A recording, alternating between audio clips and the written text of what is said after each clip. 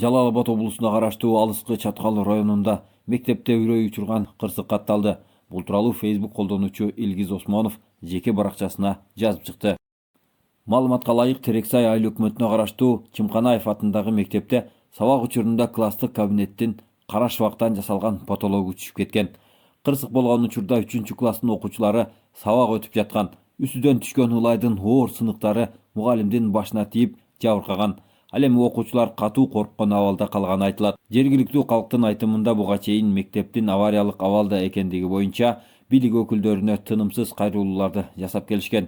Бирок ага карабай мамлекет тарабынан көңүл бурулган эмес деп жазган колдонуучу Илгиз Осмонов. Акназар Сулайманкулов, Кылым ТВ, Жалал Абад облусу,